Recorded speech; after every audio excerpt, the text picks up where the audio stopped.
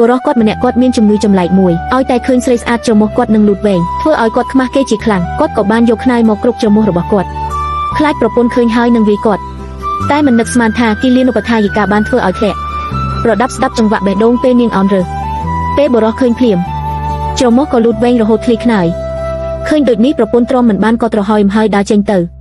គីលានុបដ្ឋាយិកាក៏បានខឹងនឹងបរោះនោះដែរ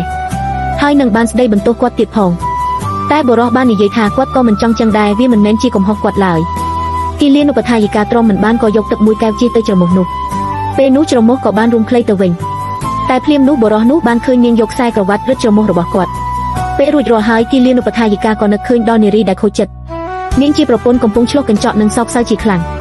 គីលានុបដ្ឋាយិកាក៏បានដើរទៅរកនាងហើយក៏ដោះចំណងចង់សក់រកនាងពេលនោះនាងហាក់ឆ្ងល់ជាខ្លាំង